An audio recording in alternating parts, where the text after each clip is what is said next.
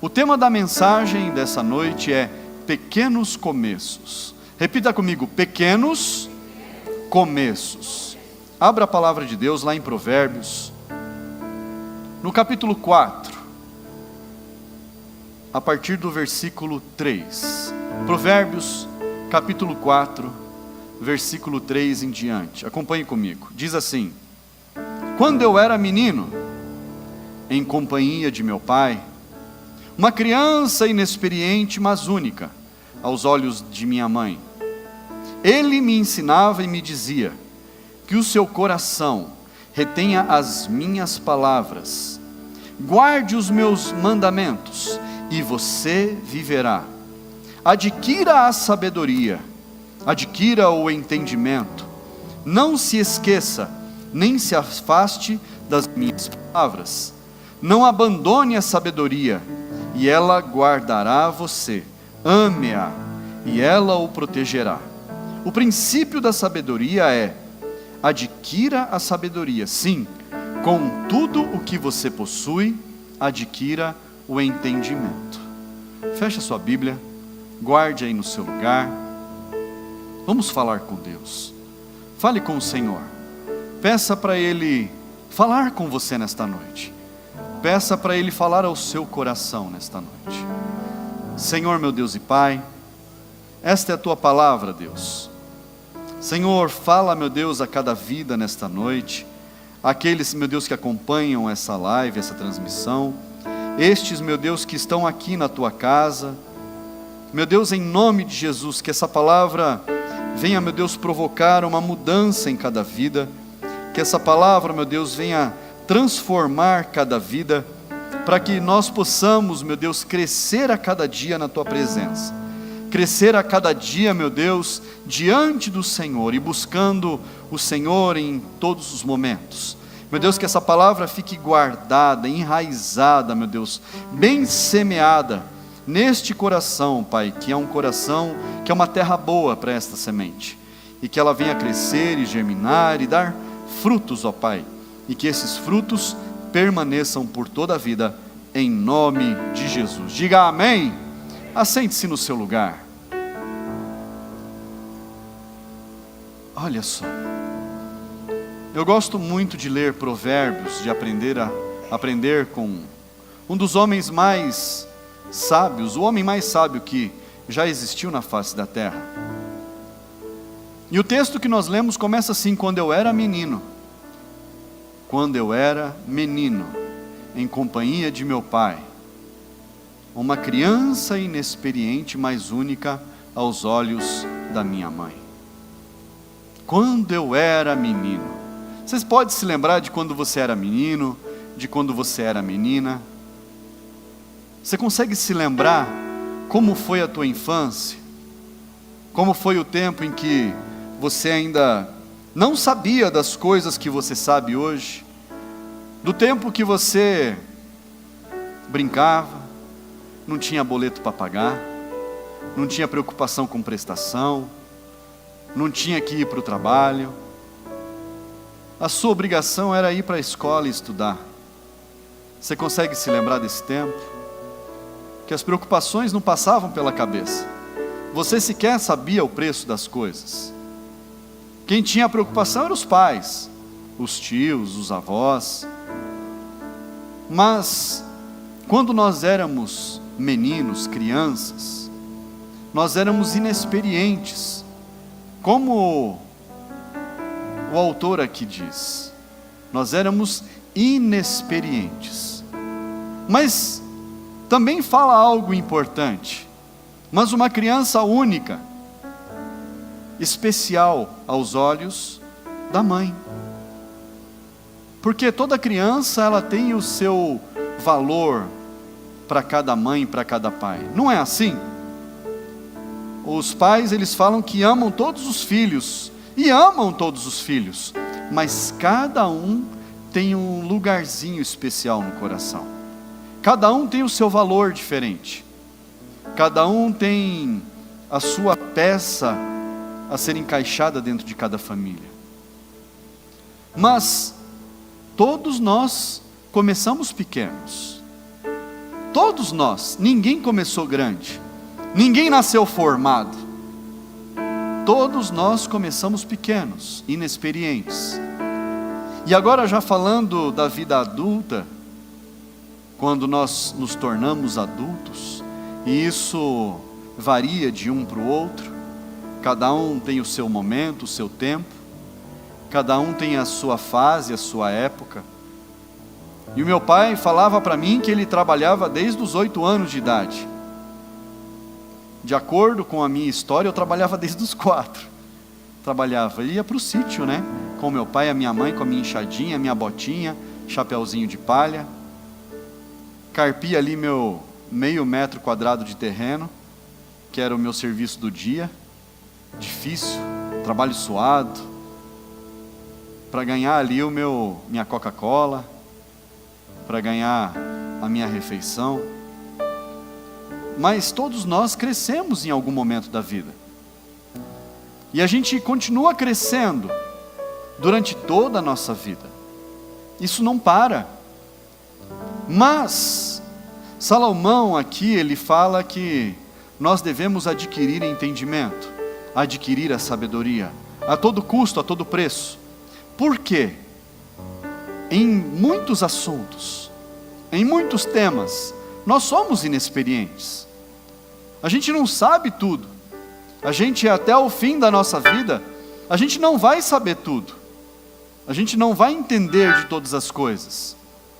Mas a gente é capaz de aprender sempre algo novo. Todos os dias a gente pode aprender algo novo. Fala para essa pessoa que está do seu lado: todos os dias nós podemos aprender algo novo. Mas olha só, para a gente aprender algo, nós precisamos ser ensináveis.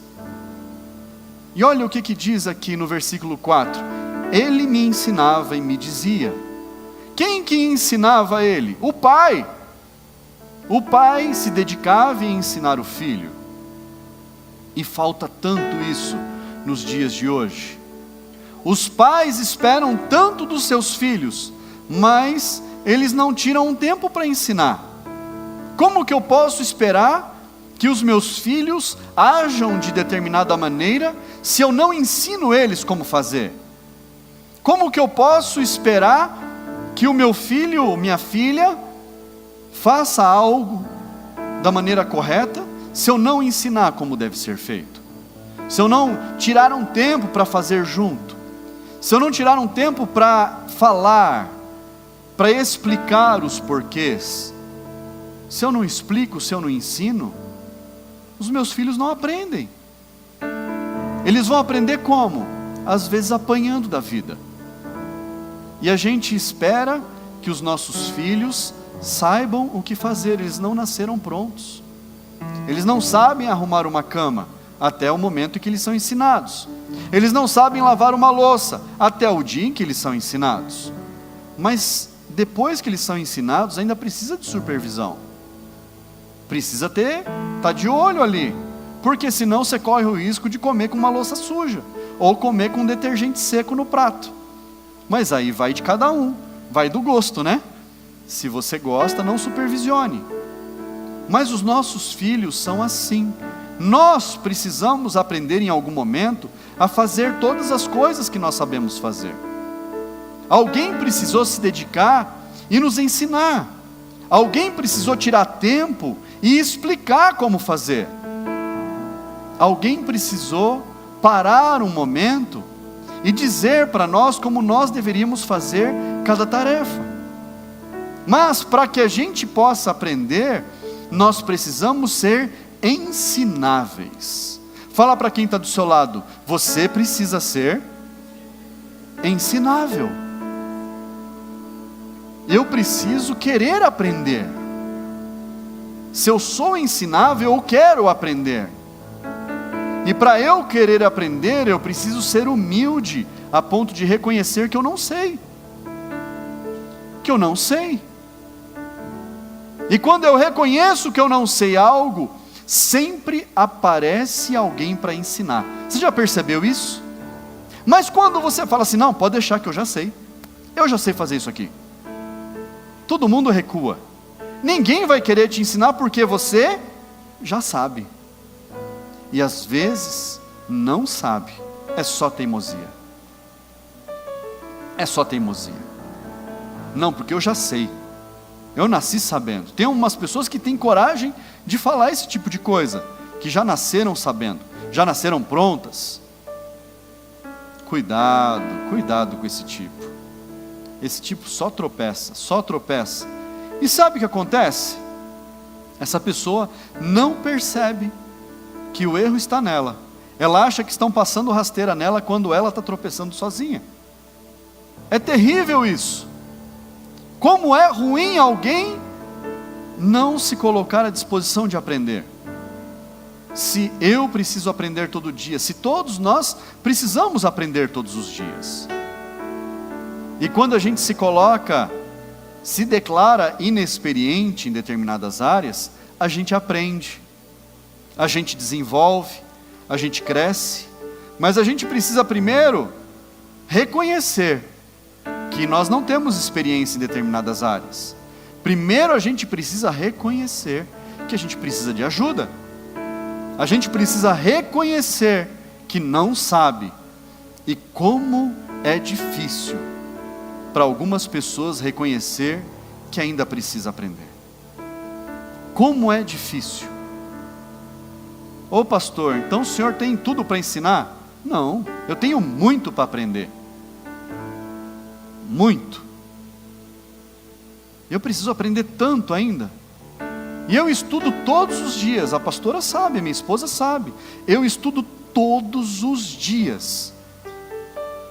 Todos os dias. E não é só Bíblia que eu estudo. Eu estudo um monte de coisa todos os dias. Porque eu preciso aprender. Quando eu estudo, eu melhoro. Quando eu estudo, eu cresço. Quando eu adquiro a sabedoria, quando eu adquiro o entendimento, eu cresço. Então nós precisamos ser ensináveis. Zacarias, profeta Zacarias, lá no capítulo 4, diz assim: não despreze o começo humilde. Não despreze o começo humilde. Se você procurar pela internet, essas grandes empresas do mundo moderno, Google, Microsoft, Tesla e outras empresas aí gigantes do mercado, principalmente de tecnologia, você vai ver que muitas delas começaram na garagem dos pais daquele que criou. Facebook, uma empresa gigante, hoje Meta, começou num quarto com 3 estudantes. Uma empresa gigante, bilionária. Essas empresas começaram pequenas. Esses negócios começaram minúsculos. Não tinham nem perspectiva de crescimento. Algumas eram alguma brincadeira de estudantes. E cresceram tanto, que são gigantes hoje, que empregam milhares de pessoas. Mas tudo começa pequeno. Fala para quem está do seu lado: tudo começa pequeno. Eu quero te dar um exemplo de algo que começa pequeno que não é bom. Por exemplo, um marido que ele é ríspido com a esposa. A esposa fala algo, ele é truculento, ele acha que está falando com os amiguinhos da 5ª série dele. Ele não cresceu ainda, é moleque, ainda é menino, ele é ríspido, ele não sabe tratar uma esposa, não sabe tratar uma mulher. Quando a palavra de Deus diz assim que a mulher deve ser considerada como o vaso mais frágil, deve ser respeitada. E quando a mulher não toma uma atitude na primeira rispidez do marido, a coisa cresce. Lembre-se, nada começa grande. Tudo começa pequeno. Às vezes é uma palavra, às vezes é uma tentativa de diminuir o próximo. Eu estou falando do marido com a esposa, mas o contrário também acontece, da esposa com o marido. De falar uma palavra mais dura, mais ríspida, Porque às vezes a pessoa não está num bom dia e ela acha que o outro tem que levar os vômitos dela. Tem que se tomar muito cuidado. A gente precisa tomar muito cuidado. Como que a gente fala com o próximo, como a gente age com o próximo. E você, todos nós, principalmente, precisamos estar atentos a como os outros agem com a gente.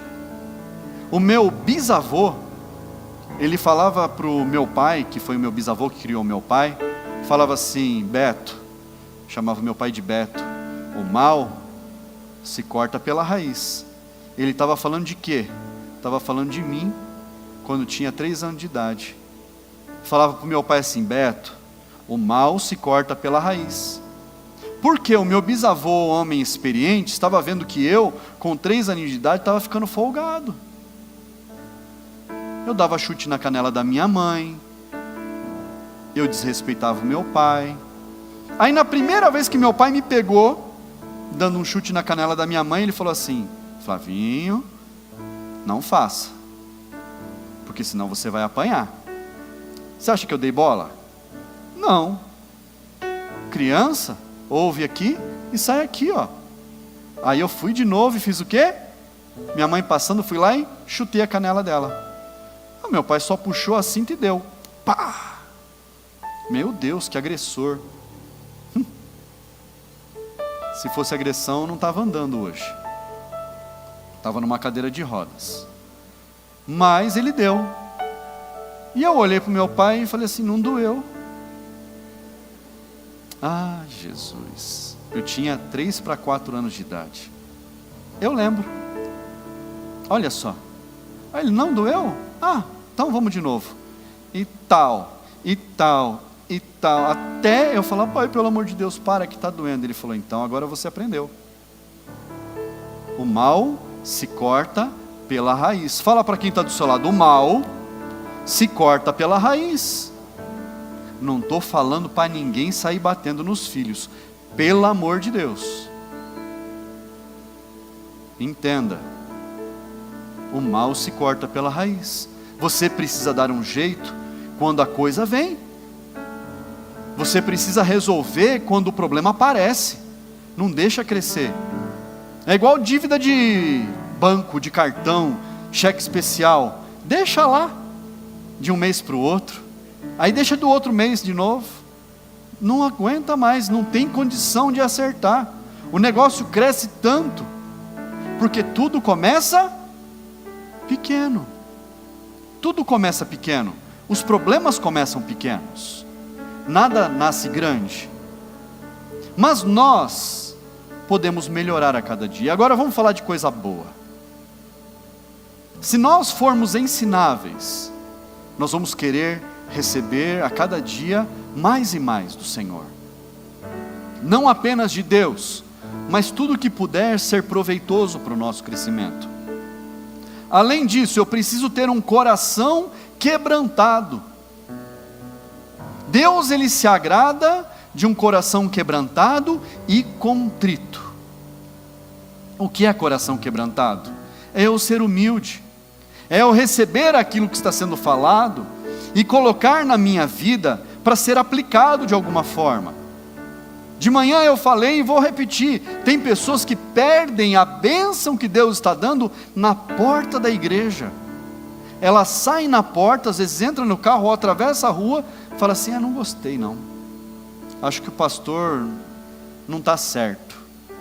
Ela rejeita a palavra que foi para a vida dela, porque a palavra de Deus, ela é para confrontar. Repita comigo: confronto. E você é corajoso por estar aqui hoje. Por quê? Quem senta nessas cadeiras é porque quer ser confrontado pela palavra. Ninguém está aqui para ter o ego massageado. Porque se fosse para massagear o ego, vai procurar um coach. Um desses caras aí da internet, que falam macio, que ficam massageando o ego, que falam: não, vai, tudo vai dar certo. É claro que as coisas dão certo, desde que eu siga as regras, desde que eu entenda o que a palavra de Deus quer para mim. Mas quem senta nessas cadeiras, se permite ser confrontado. Quando Deus fala comigo, eu estou sendo confrontado. Eu preciso mudar o meu comportamento. E a palavra de Deus, ela vem para que os comportamentos sejam transformados. Mas e aí, eu mudo o comportamento, o que acontece? Aí é só bênção, né, meu irmão? Aí é só bênção, minha irmã. Não tem o que impeça a bênção sobre a sua vida. Quando você ouve a palavra de Deus, ela entra no seu coração, você tem um coração quebrantado, não um coração de pedra, duro.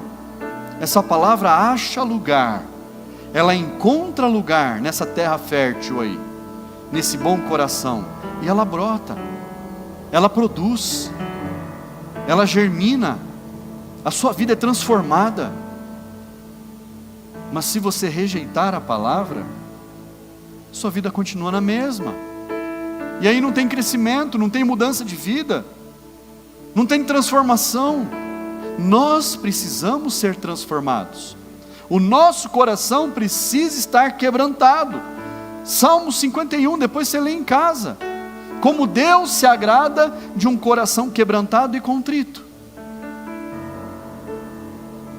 Eu preciso continuar firme, porque o processo é doloroso. O processo de aprendizado não é fácil. Você parar, você dedicar tempo, você querer ouvir, você querer aprender. Esse processo não é fácil. Fala para quem está do seu lado, não é fácil. Mas você é corajoso para isso. Quanto tempo você passou na escola? Na nossa época era... Falo nossa época porque do tempo de agora são 9, depois mais 3. Na nossa época eram 8, mais 3, fora os 2 que já tinha passado. Alguém pode ter passado lá pela pré-escolar 1, pré-escolar 2. Já são 10, mais 3, 13, mais 3 anos de faculdade, 16. Pô, que processo é esse? É fácil para você ter uma profissão? É fácil para você ter um nome lá, um cargo? 16 anos estudando para aprender a fazer conta, saber um pouco de conhecimentos gerais, para você poder se aperfeiçoar. E determinadas carreiras levam ainda mais tempo, leva mais de 20, para a pessoa estar preparada para começar a atuar. O processo não é fácil. O processo, ele leva tempo. Então pense comigo, se você passou 13, 15, 16 anos estudando para ter uma carreira hoje, às vezes as pessoas vêm para a igreja uma vez, e elas querem ter a vida transformada, passa um ano pelo menos, e aí fica um desafio, venha um ano para a casa de Deus, e veja como a sua vida vai ser transformada, não precisa de 15, venha um ano, assente-se um ano, ouça durante um ano, pratique aquilo que você recebe durante um ano, e você vai ver a sua vida sendo transformada. Mas não adianta eu querer a minha vida sendo transformada da noite para o dia, não acontece, não acontece, precisa de tempo, precisa adquirir conhecimento, precisa adquirir entendimento, precisa respeitar o processo. Quem respeita o processo alcança o sucesso. Fala para quem está do seu lado, quem respeita o processo alcança o sucesso. Tem que ser assim, precisa respeitar o processo, e o processo não é fácil, leva tempo, dedicação, você precisa empreender, você precisa se esforçar. Não queira atropelar o processo. Quem atropela o processo, quem pega atalho, só se perde, só se perde. Jesus, ele fala a respeito de uma parábola, a parábola dos talentos, que ele diz que um determinado senhor, ele foi viajar, e antes de viajar ele chamou 3 dos seus servos, e deu a ele talentos. Talento é dinheiro, conforme a capacidade de cada um. A um deu 5 talentos, a outro deu 2, 3, e a outro deu 1. E ele foi viajar. E passou um bom tempo fora. E aquele primeiro que recebeu os 5 talentos, ele saiu a negociar rapidamente. E ele conseguiu ganhar outros 5, dobrou. O segundo pegou aquilo que tinha na mão, negociou e dobrou o que tinha na sua mão. Mas o que recebeu 1. E lembre-se, ele entregou segundo a capacidade de cada um. Então aqueles 3, eles tinham capacidade.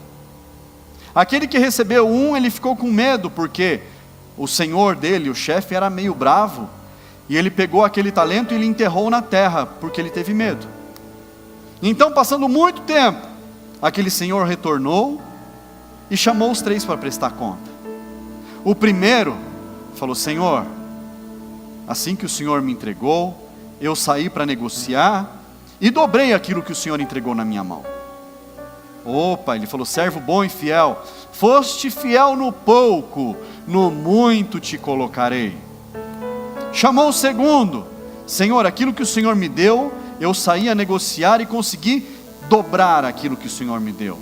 Está aqui, Senhor, nas tuas mãos. Servo bom e fiel, foste fiel no pouco, no muito você vai ficar também. E o terceiro falou: Senhor, eu sei que o Senhor é muito rigoroso, é bravo, é um chefe que mata e tal. O Senhor me entregou aquele 1, e eu enterrei, está aqui de volta, ó, aquilo que o Senhor me entregou. Ele falou: servo mau e infiel, antes tivesse entregado aos banqueiros para que rendesse alguns juros. Pega esse 1 que tem e entrega para aquele que tem 10. E esse servo infiel pode matar, joga ele fora, lança ele lá no lago, no fogo, para queimar. O que a gente aprende com isso? Que tudo aquilo que vem à nossa mão, nós precisamos fazer bem feito. Seja o que for entregue na sua mão. Qualquer coisa. O que vier à sua mão, faça bem feito. Pode ser a coisa mais simples, ou pode ser a coisa mais elaborada de ser feita. Faça com excelência. Fala para quem está do seu lado: faça com excelência. Nada começa pequeno, nada começa grande, tudo começa pequeno.